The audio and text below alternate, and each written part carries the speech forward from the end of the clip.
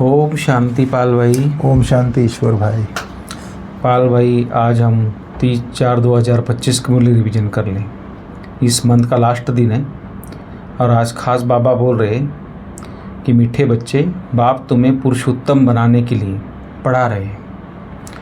तुम्हें अभी कनिष्ठ से उत्तम पुरुष बनते हो।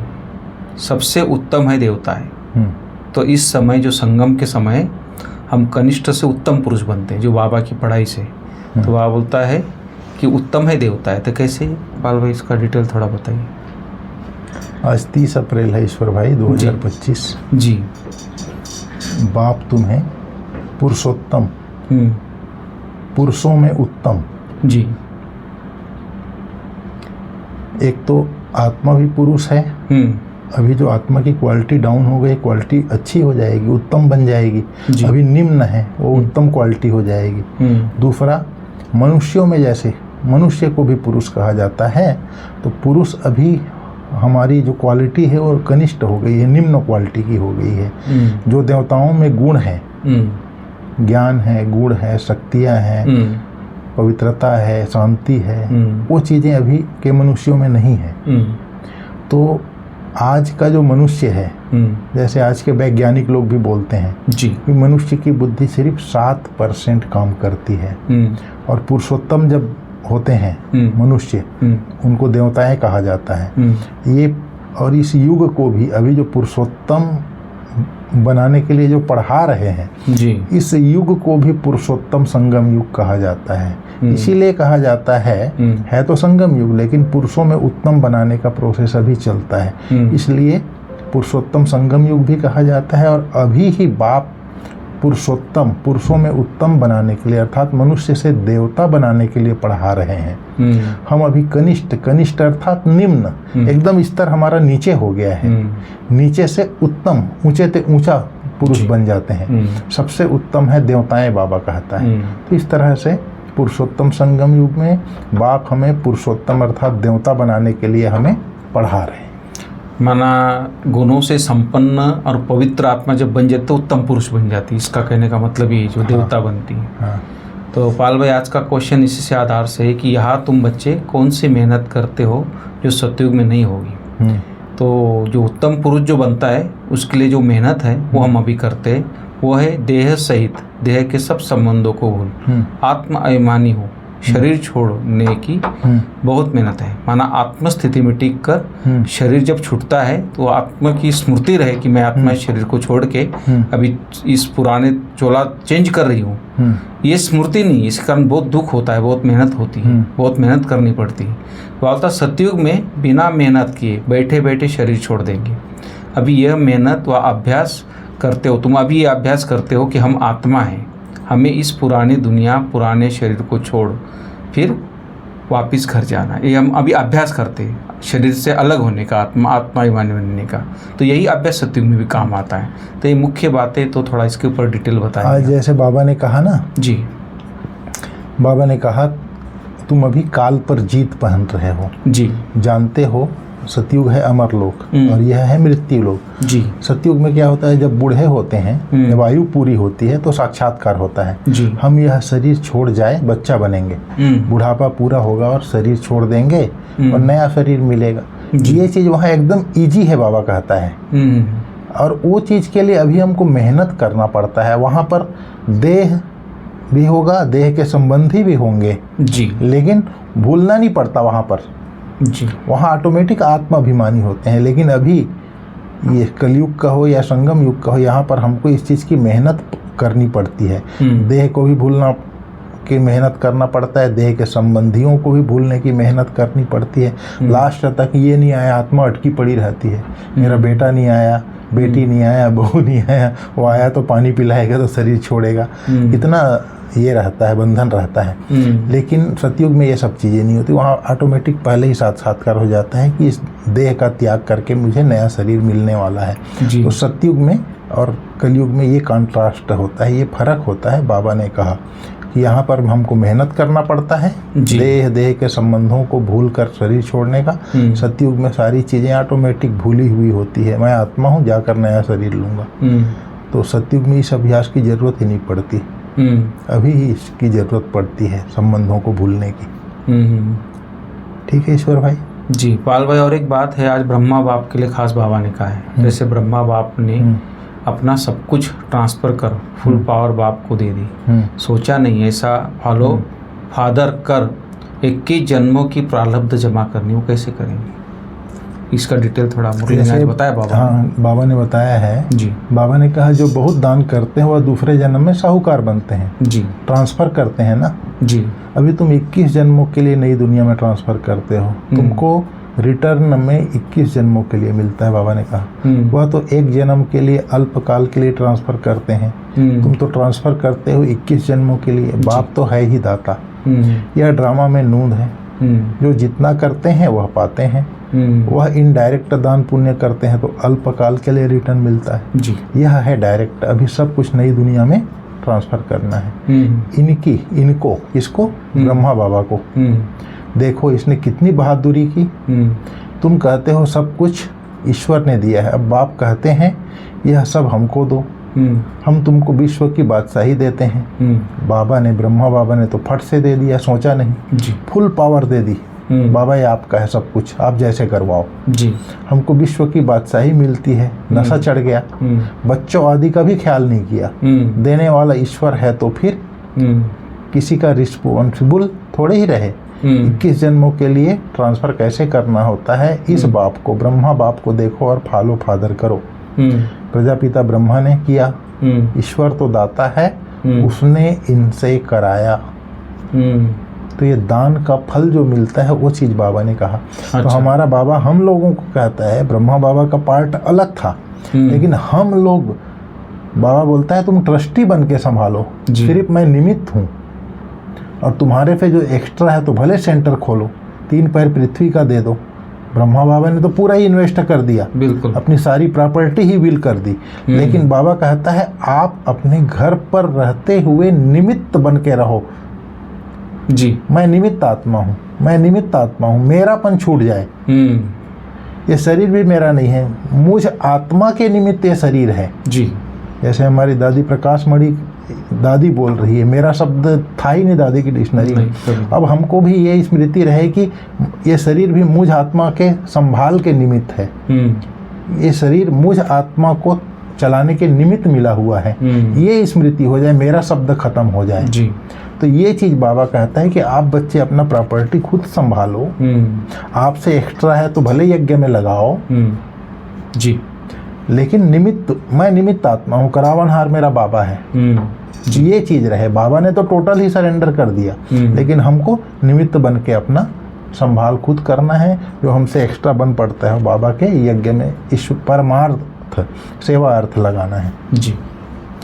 बहुत अच्छी बात है पाल भाई। और एक बाबा ने खास बात को बोली आज कि प्रैक्टिस करनी है कि अंत काल में एक बाप के सिवा और कोई भी चीज़ याद ना आए।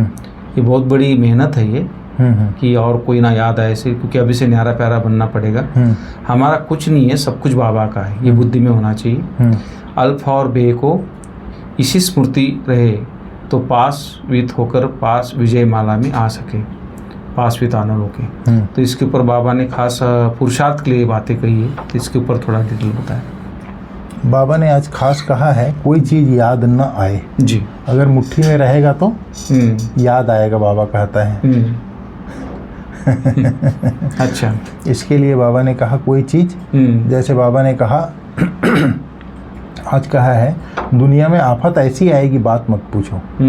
व्यापारियों की भी सांस मुट्ठी में रहती, क्योंकि व्यापार हड़ताल वगैरह होता है तो व्यापार ठप हो जाता है, कोई जमघट ना आ जाए, अर्थात मनुष्यों का झुंड ना आ जाए। फिर बाबा ने कहा जैसे कोई सिपाही वगैरह होते थे, पहले तो बहुत कम होते थे, लेकिन सिपाही को देख लेते तो क्यों आ रहा है मनुष्य बेहोश हो जाते थे। कितनी डर रहती थी सिपाहियों का। आगे चल सिपाही लोग भी बहुत तंग करेंगे, सोना आदि कुछ भी रखने नहीं देंगे, बाकी तुम्हारे पास क्या रहेगा, पैसे नहीं रहेंगे तो कुछ खरीद कर सको। पैसे ही नहीं रहेंगे जो कुछ खरीद कर सको, बाबा कहता है। नोट आदि भी चल ना सके, राज्य बदल जाता है, पिछाड़ी में दुखी हो मरते हैं। बहुत दुख के बाद फिर सुख होगा, बाबा कहता है। यह है खूने नाहक का खेल। नेचुरल कैलेमिटीज भी होगी, इससे पहले बाप से पूरा वर्षा लेना चाहिए, बाबा कहता है। बल घूमो फिरो, सिर्फ बाप को याद करते रहो तो पावन बन जाएंगे। बाकी आफतें बहुत आएंगे, बहुत हाय हाय करते रहेंगे। तुम बच्चों को अभी ऐसी प्रैक्टिस करनी है जो अंत में एक शिव बाबा की याद रहे, उसकी याद में रहकर शरीर छोड़े और कोई मित्र संबंधी याद ना आए, यह प्रैक्टिस करना है, बाबा ने कहा। तो ऐसी प्रैक्टिस करनी करो, बाप को ही याद करना है, नारायण बनना है, यह प्रैक्टिस करना है। फिर बाबा ने कहा अपने आप से पूछो बाप को कितना याद करते हैं। कुछ भी हाथ में होगा तो वह अंतकाल में याद आएगा। याद आएगा, बिल्कुल। हाथ में नहीं होगा तो याद भी नहीं आएगा, अर्थात बुद्धि उसमें फंसी नहीं रहेगी। जी, बिल्कुल। बाप कहते हैं हमारे पास तो कुछ भी नहीं है, यह हमारी चीज नहीं है। उस नॉलेज के बदले यह लो तो 21 जन्म के लिए वर्षा मिल जाएगा। उस नॉलेज माना जो किताबी ज्ञान हम लोग पढ़ते हैं, उस नॉलेज के बदले यह नॉलेज, ईश्वरीय नॉलेज लो तो 21 जन्म के लिए वर्षा मिल जाएगा। नहीं तो स्वर्ग की बादशाही गंवा देंगे। तुम यहाँ आते हो बाप से वर्षा लेने, पावन तो जरूर बनना पड़े।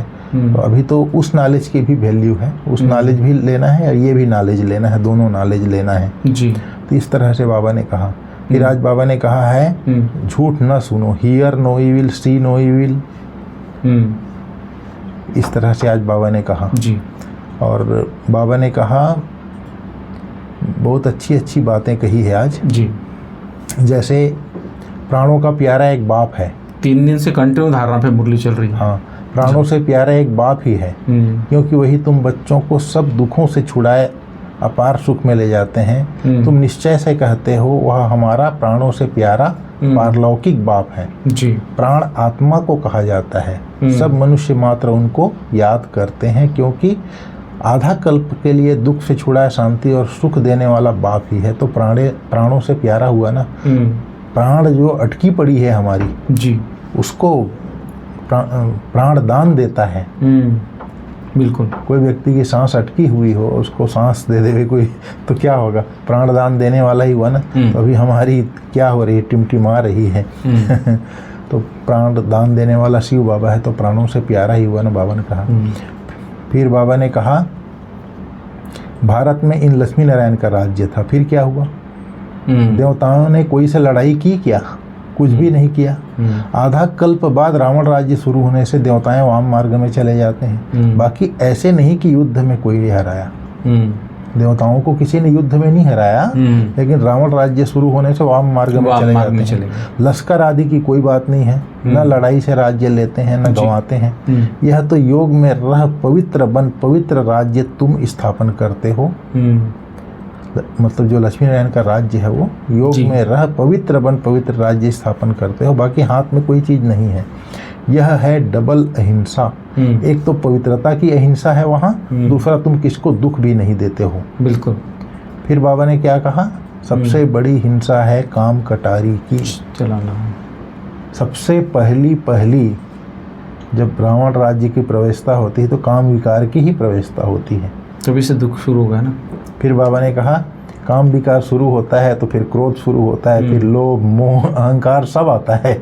तो इसलिए बाबा कहता है सबसे बड़ी एक के पीछे सब आते हैं। हाँ, अब काम मतलब काम विकार तो है ही है, फिर कामना इच्छाएं, फिर इच्छा इतनी हो जाती है उसको तृप्त करने के लिए अवैध काम करने लगते हैं, उल्टे पुल्टे काम करने पड़ते हैं जी।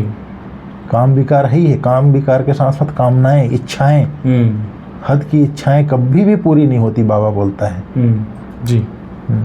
वो भी एक विकार ही है पूरा। हाँ, उसी का रूप है ना, उसी का ही रूप है जी। तो बाबा ने कहा सबसे बड़ी हिंसा है काम कटारी की, जो ही आदि मध्य दुख देती है।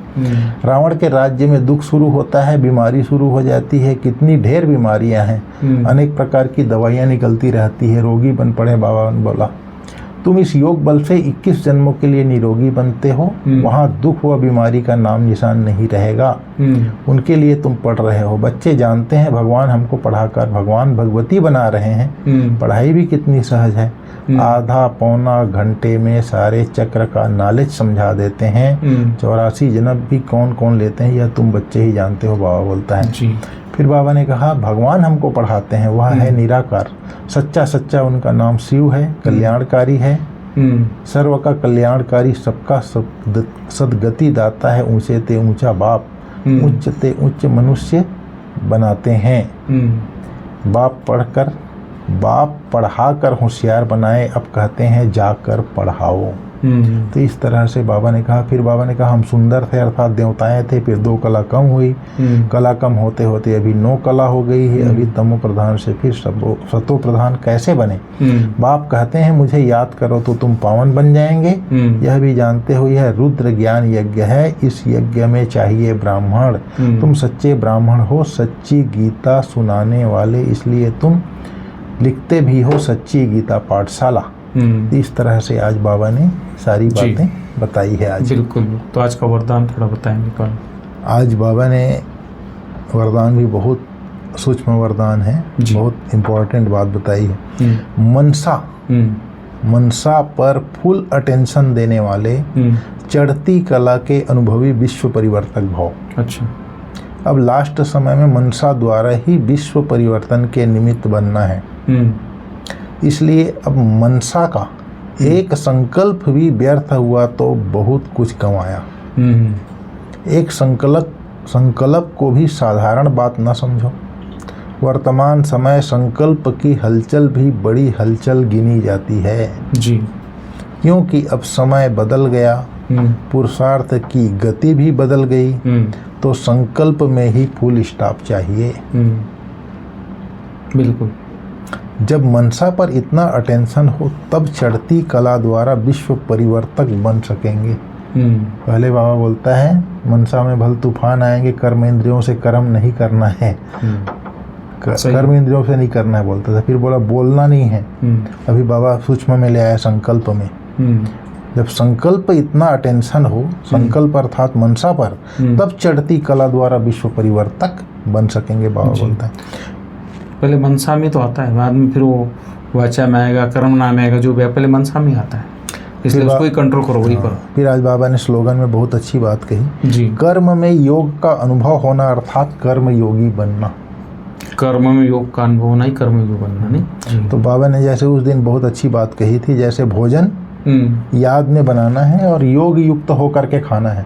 याद में बनाना है माना बुद्धि से शिव बाबा बिंदी याद रहे, बाबा आपके लिए बना रहा हूँ, बाबा आपके लिए बना रहा हूँ, वो याद है, उसको याद करते हुए बनाना है। और जब शांति से बैठ जाते हो आप, तो अपने को आत्मा समझ करके परमात्मा बाप मुझ आत्मा को खिला रहा है, वो योग हो गया। बिल्कुल ठीक बात है पाल। ठीक है, तो जैसे ही योग शिव बाबा से योग लगा हुआ है, तो कर्म में योग हो गया, अर्थात कर्म योगी बन गए। ठीक है भाई साहब, okay, Om Shanti. Thank you, धन्यवाद।